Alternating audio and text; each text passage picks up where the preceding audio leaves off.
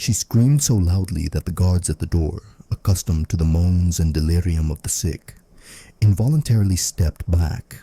The scream was sharp and ragged, as if it were not air but flesh itself that was being torn from her throat. That night, amid the candlelight and the smell of burnt wax, doctors and men in dark hoods did what would later be called a terrible carnal punishment in the palace. They cut off the Empress's clitoris while she was still alive. The servants were ordered to remain silent, but by morning, whispers that her vagina had been mutilated and her reproductive system destroyed had spread throughout the corridors. 2 months before that night, she had still been going out into the audience chamber. She held onto the edge of the throne, hiding her trembling hands, but she spoke firmly, accepted petitions, and argued with the dukes. At that time, it seemed that the illness, which had begun with a burning sensation and sharp pains in her lower abdomen, could be kept under control. The first examinations recorded only inflammation of the soft tissues and prescribed bloodletting in small portions twice a week, leeches on the lower abdomen for a quarter of an hour, and ointments made of lard, crushed garlic, and wormwood 3 times a day. But the pain grew, and even then she told her confessor that she felt a heavy coldness in her womb. The political situation was explosive. The old nobility, led by the Duke of the Northern Lands, demanded a hard line and the transfer of some powers to the council, fearing her rapprochement with merchant circles. The new entourage, supported by envoys from the eastern lands, insisted on tax reform and the abolition of old privileges. The religious dispute between the Catholic party and the supporters of renewal penetrated the court itself. Every visit of a priest to the Empress was accompanied by discussions of the execution of heretics and the pardon of prisoners. After the night of shame, her condition began to deteriorate. The senior physician's handwritten medical notes read, "The edges of the wound are uneven, the skin around it is inflamed, there is purulent discharge, the odor has become much stronger, and there is blood in the urine." The dressings were changed in the morning and evening, sometimes in the middle of the night when the bandages were completely soaked. 2 spoonfuls of poppy syrup at night ceased to help, and then opium grains were given at dawn and in the afternoon. The guards at the chambers were changed. Now people from different families stood at the doors, changing every 6 hours. The keys were kept by a chamberlain from the old Listov family. But after a week, people loyal to Count Torunsky, known for their adherence to the hard line, entered through a secret passage in the north wall. No one spoke openly about what they did inside, but the next morning she was pale, her hands were shaking, and her eyes were fixed on a single point. She continued to receive messengers, but now they were only allowed in after a triple check. Wine and food were tasted in front of the guards. The records of the tastings were rewritten 3 times, and the seals were changed. The servants left with her wore handkerchiefs over their faces to mask the stench, and hardly raised their eyes. A report to the Duke of the Northern Lands, dated the 15th day of the month of Sechenya, stated, "The Empress holds the seals, but she is weak. The smell in her chambers is heavy, and rumors of her complete physical loss are undermining her authority." Daily confession became a habit for her. She asked her confessor if God would forgive her sins if her body had been mutilated by the people serving in the palace.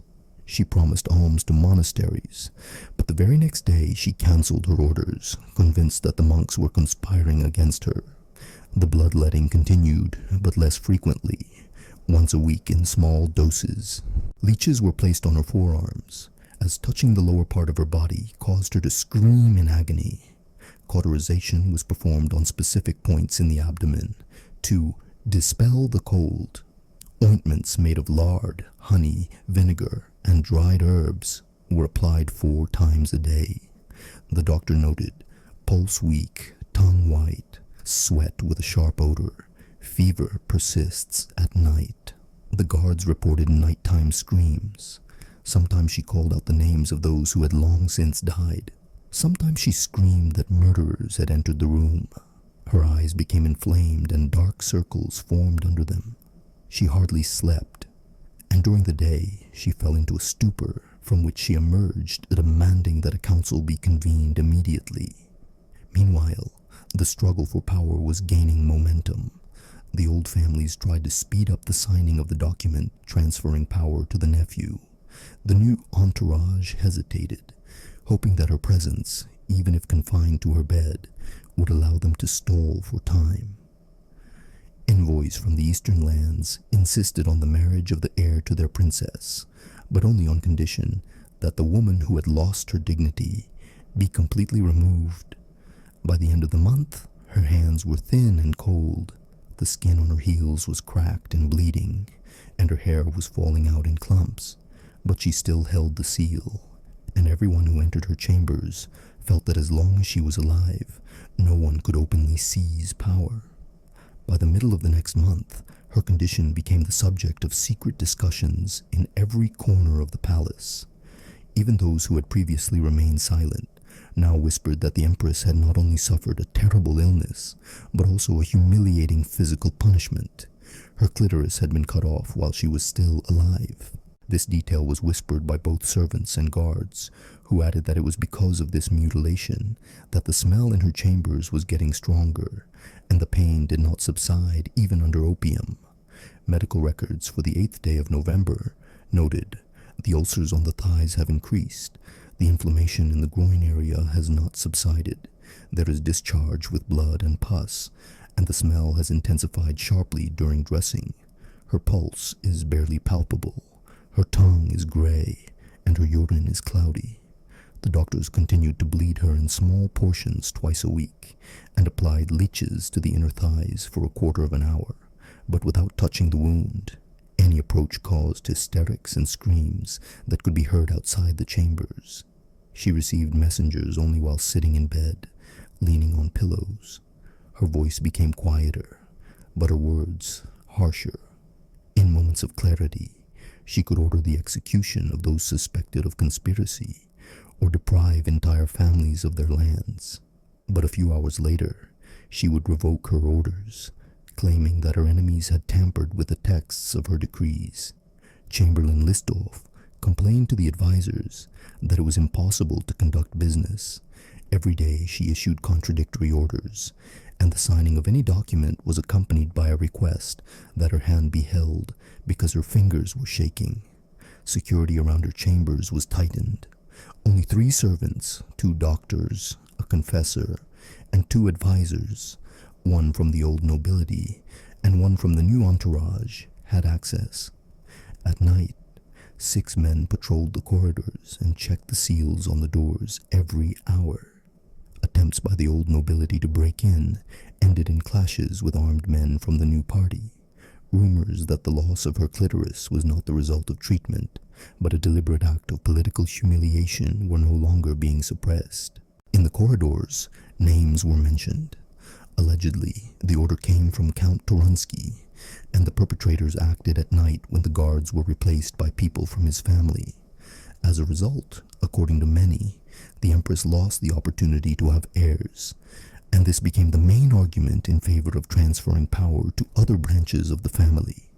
Her physical condition deteriorated, the swelling of her thighs intensified, the skin around the wound turned black, and the discharge became thicker, with a sharp, putrid odor. The dressings were changed every 3 to 4 hours, and the bandages were changed quickly to prevent the infection from spreading higher. The affected areas were treated 4 times a day, with ointments made from lard, garlic, vinegar, and wormwood. Opium grains were given in the morning and evening, and poppy syrup was given 2 spoonfuls at night. In her delirium, she often repeated, "They took my woman away from me," and demanded that her confessor confirm that God would not deny her forgiveness. Sometimes she confused the priest with a doctor, grabbed his hand, and ordered him to sew back what had been cut off. The doctors recorded these words in private notes, but did not mention them in official reports. Meanwhile, the political situation was becoming more complicated. The old families prepared a draft charter, transferring power to the nephew, but the new entourage intercepted the messenger and hid the document. Envoys from the eastern lands openly hinted at the possibility of military intervention if the head of state was not a ruler capable of producing an heir. Rumors of her mutilation were used as a weapon in negotiations. Even outside the country, it was known that the Empress had been deprived of her clitoris and was effectively destroyed as a woman. Despite this, she still held on to power through fear. Anyone who entered her chambers saw eyes that, despite the weakness of her body, retained a cold calculation. Her presence among the living remained the main obstacle to a final coup. Winter brought cold and even more pain to her chambers. The bandages, soaked with pus, froze in the icy air, and with each change, the skin tore along with the fabric. The doctors continued to record. The groin area is in a state of constant inflammation. The edges of the wound are uneven and black. There is swelling of the thighs and thick discharge with a strong odor. Each report mentioned that touching the site of the injury, where the clitoris had once been, caused hysterical screams, and dressings could only be changed with the help of 3 servants holding her arms and legs. Her body was losing strength, but her mind did not give up completely. In moments of lucidity, she was able to dictate letters to the dukes or order that part of the customs revenues be transferred to the treasury. But an hour later, in a delirium, she demanded that the same papers be burned, convinced that they contained the words of her enemies. Chamberlain Listoff began to keep 2 sets of records, one for her eyes, the other for the council. Opium grains were now given 3 times a day, poppy syrup, 3 spoonfuls at night, but they only dulled the pain without removing it. Small bloodlettings were performed once a week. Leeches were placed on her shoulders and ankles for a quarter of an hour, and cauterization was performed on specific points in the abdomen to drive away the cold. Ointments made of lard, honey, vinegar, and wormwood were applied 4 times a day, with the bandages changed every 2 to 3 hours. The servants who were allowed to touch her body increasingly asked to be transferred. They could not bear the sight of her blackened, decaying skin, the stench, or the cries, which were mixed with prayers and threats. Young and inexperienced servants were recruited from distant villages with promises of money and a place at court. Her delirium grew worse. At night, she called out the names of those who had been dead for many years. She said that those who held the knife on the night her clitoris was cut off were standing outside the door. Sometimes she tried to get up, grabbing the edge of the bed, but fell back, barely held by the straps. The doctors began to record her nighttime hallucinations. The patient claims to feel touches on the wound. She screams that someone is whispering about death. The guards began to resemble a siege. The keys to her chambers were held by 3 people, the chamberlain, the senior guard, and the confessor. Nightly rounds were conducted with torches, checking the seals on the doors. The old family made a new attempt to break in.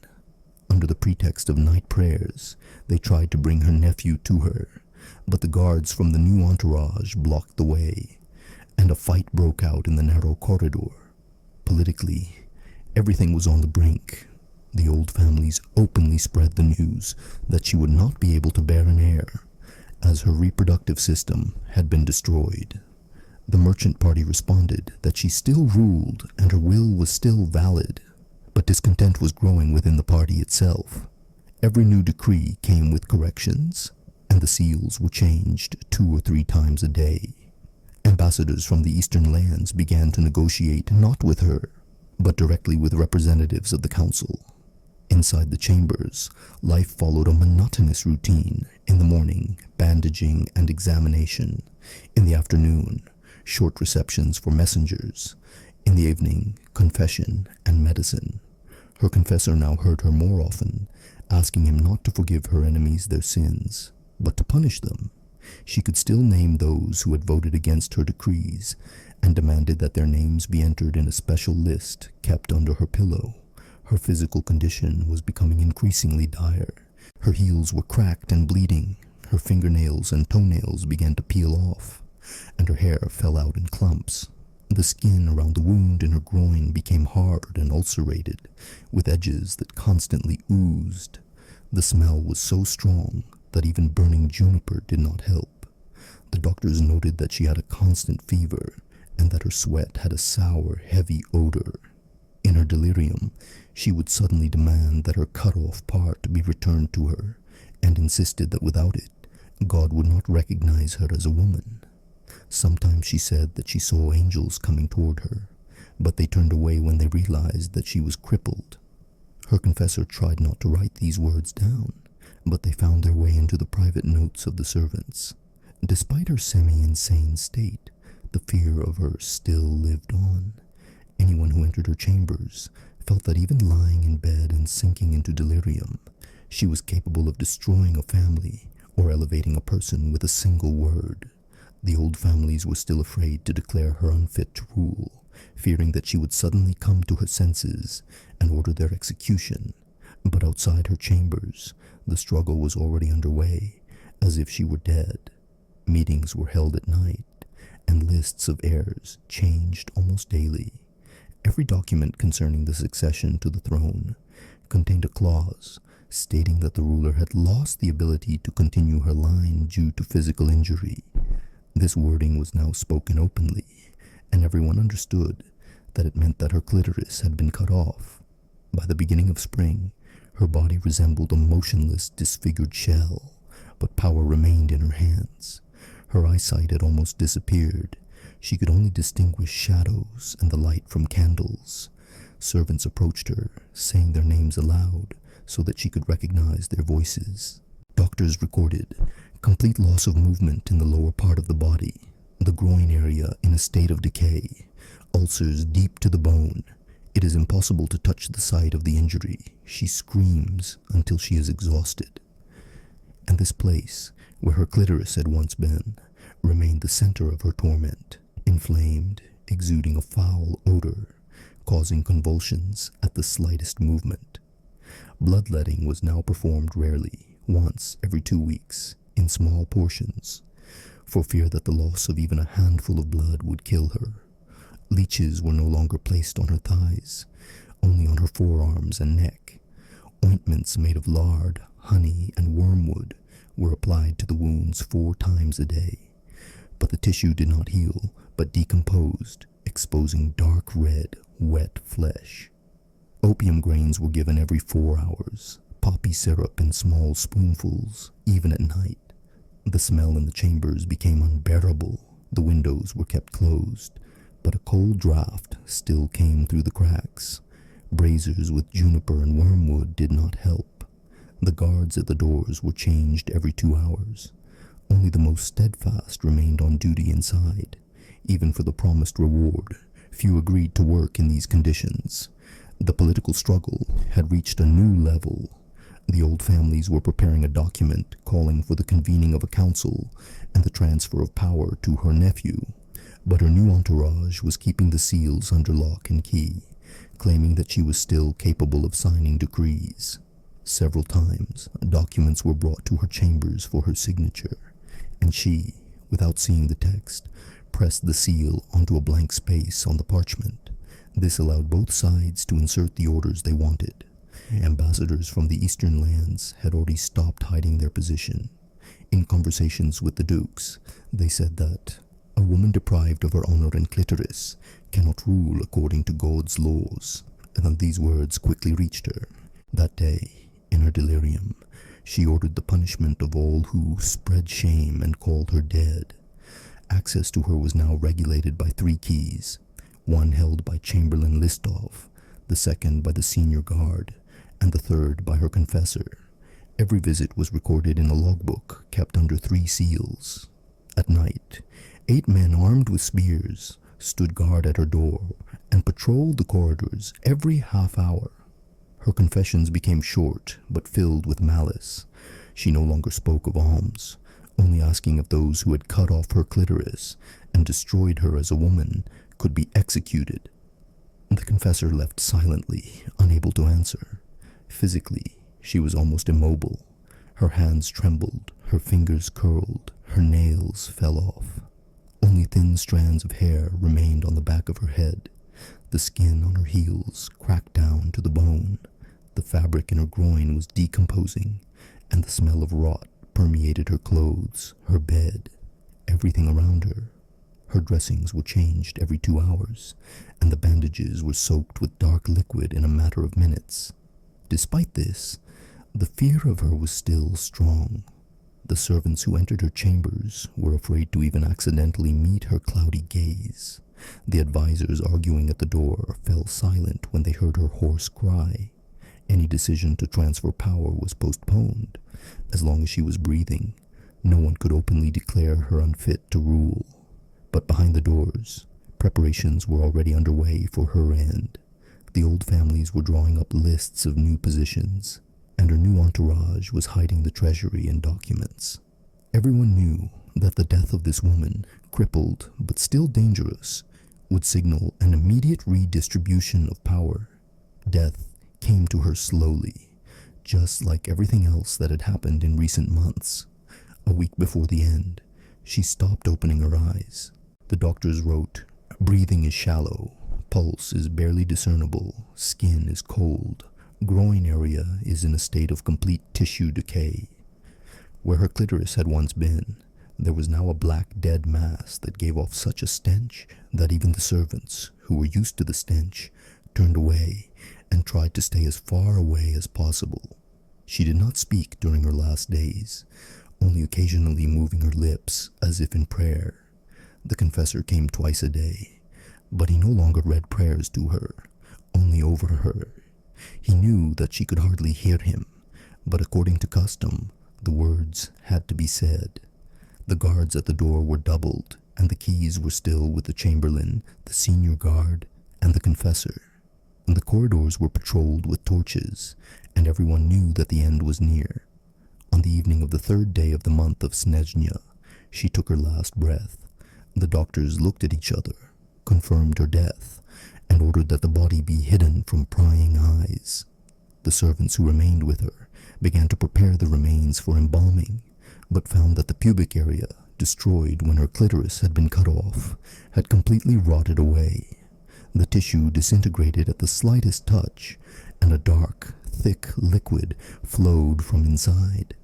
According to ancient custom, the body had to be washed with warm water and decoctions, but every attempt to touch the lower part caused the skin to crumble.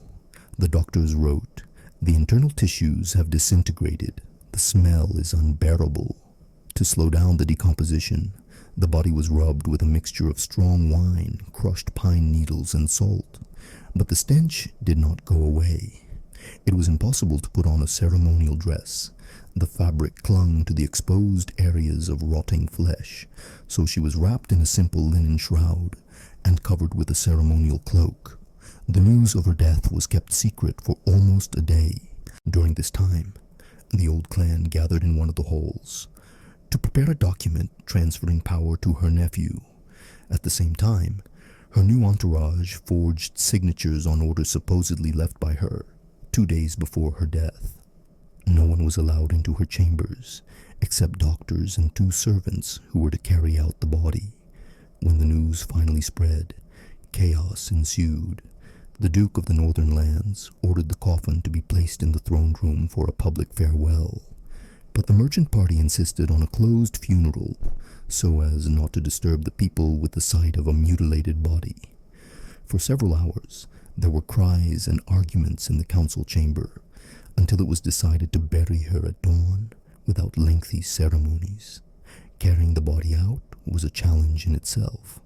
The dark oak coffin, lined with cloth, was covered with a thick lid to prevent the smell from spreading through the halls. It was carried by 6 men, who took turns every few minutes because of the weight and stench. The people gathered in the streets were silent. Only rare cries of curses and complaints from women from the villages could be heard in the crowd, saying that it was not illness that killed her, but a knife and disgrace. The funeral was quick. The priests read prayers without going into details. The coffin was lowered into a stone tomb, sealed with a slab, and left. There was no memorial service or funeral procession. After the funeral, the struggle for power began in earnest. The old families announced a document naming their protege as heir, but the new entourage produced a forged document with a different name. Arrests began, and almost everyone who had served her personally left the palace. All her correspondence, doctor's notes, and security reports were locked away in the archives and sealed. Official chronicles stated that she had died of a long illness of the female organs. No one mentioned that her clitoris had been cut off during her lifetime. But a different version remained in the popular memory, that the Empress had been executed long before her death, deprived of her honor and life with a single knife blow, and that everything that followed was just a slow death in front of those who shared her throne. Thus ended the reign of a woman whose body was turned into a field of political violence. But with her last breath, a new era began, an era in which her name became a symbol not only of humiliation, but also of fear, which for a long time kept the country in the chains of internal wars.